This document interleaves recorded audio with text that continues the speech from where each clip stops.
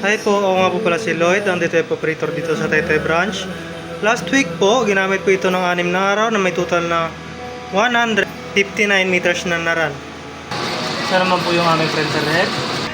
Ito naman po yung cupping na may 90% good condition pa po. Next po, head clean. Press lang natin yung clean.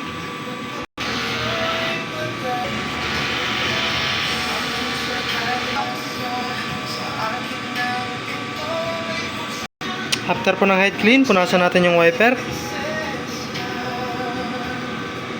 Same din po sa cupping. Pagkatapos po, nozzle test.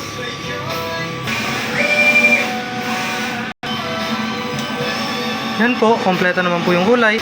Ang ink system level po ay tama lang.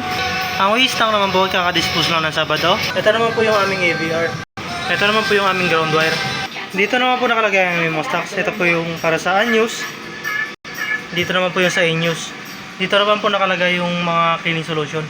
Ito naman po yung aming stock ng film.